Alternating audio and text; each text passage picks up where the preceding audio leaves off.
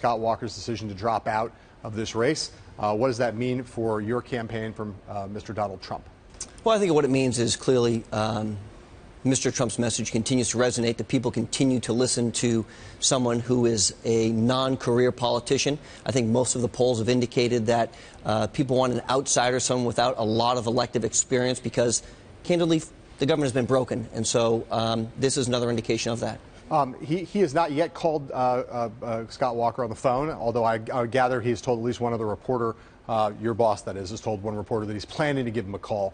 How much of a threat did he see Scott Walker as over the course of the campaign? How has that changed in your judgment? Well, I think when Scott announced his campaign, many people thought he was going to be, and was at the time, the clear front runner in the state of Iowa.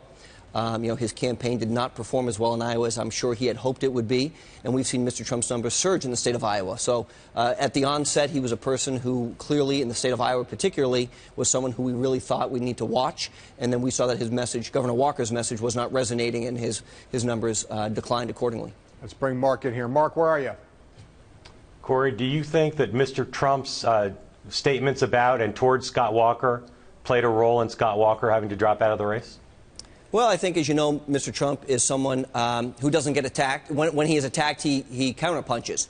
And what happened was Mr. Trump was waiting for Mr. Walker to attack him, and a surrogate for Mr. Walker did that. And then Mr. Trump started to remind people of the bad fiscal climate that the state of Wisconsin is in. I think some of the people in Iowa weren't as familiar with that as they could have been prior to Mr. Trump mentioning it. So how do you think Walker's departure affects the race? Well, I think it's an indication that career politicians who have run on a record of trying to say that they have been successful in politics is not what the American people want right now. I think they want someone who's proven ability. How does it affect the race, though? Well, I think what it does is it helps to consolidate that support in Iowa. Clearly, that was Mr. Walker's base. He didn't have much of a base in New Hampshire. And I think what you'll see is those individuals who were supporting Scott Walker come over to candidates like Donald Trump now. Let's talk a little bit about Carly Fiorina, who's risen up in this most recent poll, in the CNN RSC poll. Your boss was on the Today Show this morning, and he said that Ms. Fiorina has, quote, a good line of pitter-patter, and that, quote, you look at her and it's robotic. Can you flesh out those criticisms and explain what he means by those things? Well, I think what he says is she gives the same stump speech everywhere she goes. So she says that her first phone call is going to be to Benjamin Netanyahu. And that's fine. That's fine. But I think what you really want to do is you want to take the opportunity to look at her record as a chief executive officer, both with Compaq and then ultimately with Hewlett-Packard.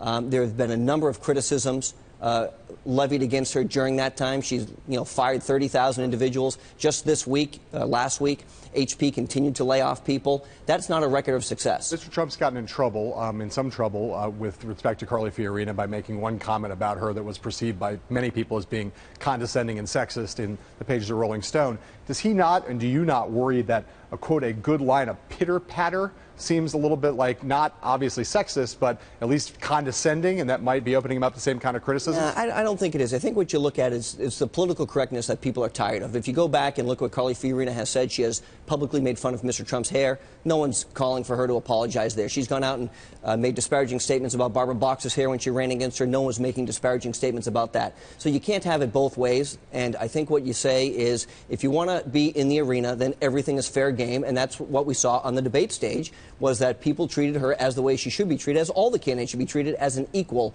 on that stage, and that's what I think you'll expect moving forward. Corey, as Mr. Trump mentions quite often, he's first in the polls. He's been first in national polls in almost every state poll for weeks now. A lot of people in the establishment say the way he's going to come down is he's going to fall to second, and you all and Mr. Trump won't be able to handle that. Do you expect you'll fall to second, or do you expect to stay first the whole way? Well, look, I think running wire to wire for 9 or 10 months is a very, very difficult project. Obviously, we're very pleased to be in first place. If you look at John Zogby's poll today, which was put out, he actually increased his lead 2 points from before the debate. He's now at 33%, which Ben Carson is at 13%, and Carly Fiorina is behind him on that. If you look at the NBC poll, do you expect to stay first or not? You said it'd be hard to stay first. Do you expect to stay in first the whole way or not? Well, it's hard to say. Obviously, we'd love to have the opportunity to stay in first place, but the electorate is a finicky thing, making sure that we have the right ideas and the right messaging. And what you'll see in the next 10 days or so will be Mr. Trump's tax plan on how individuals will be paying less taxes in a Trump administration than they are paying right now. And I think those are the things that will help us to continue to stay in first place. Will Mr. Trump, as some predict and hope, collapse if he falls out of first, or will you all fight your way back? No, look, I think Mr. Trump has a proven record of being a success at everything he's tried, whether it's real estate or reality television or book author. We are in this for the long haul. I think you can expect us to be in Cleveland in July. So let me ask you this question. You got these two guys now clear, or these two candidates can clear second and third place, depending on who you believe, Carson and Fiorina. Just which of those two is a greater threat to Mr. Trump? Well, I don't think we look at it that way. I think what we look at... You do look at it that way. No, what we look at is... You have to consider one of the two of them a stronger candidate. I still think you have to look at the resources that Jeb Bush has amassed. He's got $125 million in a super PAC. He's going to be beholden to those donors. He's already spent committed $25 million in super PAC ads. So you're saying at this moment that you consider Jeb Bush a bigger threat to Donald Trump, his candidacy, than either Carly Fiorina or Ben Carson. Is that right? I think Jeb Bush is the person with the most resources in this race and has the ability to continue, and 100% name ID. Although he supports Common Core and is bad on immigration and is bad on amnesty, I think he's the person whose money will make up a big difference. Okay, that's a Corey, you spend a lot of time. You spend a lot of time with Mr. Trump. Tell us the single way he's most misunderstood by his detractors. You know, I think what a lot of people say is he is not a detail-oriented person and doesn't have a firm grasp. It's unfortunate what people say.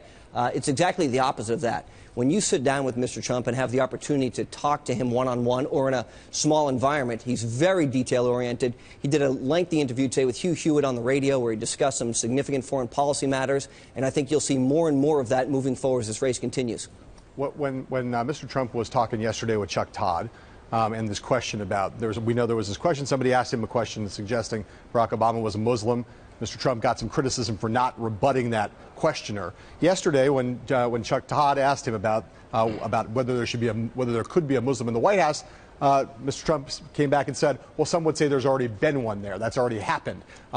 That seems to me, Corey, to be flirting with some things that, again, have gotten Mr. Trump in trouble in the past. His stances on the birth certificate question, et cetera. Why does he persist in trying to raise these doubts about President Obama when he knows that they are just going to create a huge storm of controversy about what he does them? Well, I think you got to remember how that question came to be in the state of New Hampshire. He's being criticized for not cutting someone off halfway through, taking their microphone away, as John McCain did, and then excoriating them in public and saying, we have to stop this right away. So it's the first time in Mr. Trump's career he's actually being criticized for not saying something. I think if he had simply said, sir, you're wrong, he's not a Muslim, I think that would have sufficed. What about to excoriate anybody? But what about the opportunity to let people make their own statement and then answer the question which he was asked, which was a question about training camps? But yesterday on Meet the Press, he raised the suggestion very clearly that, in fact, we already have a Muslim in the White House. Well, he didn't say we have a Muslim in the White House. He said some may say that. Right. Because there is that perception by some, not him, but others. He has not said that. Right, but does he believe that? No, I don't think he does believe that. But he has said that some people have alluded to that. I mean, that's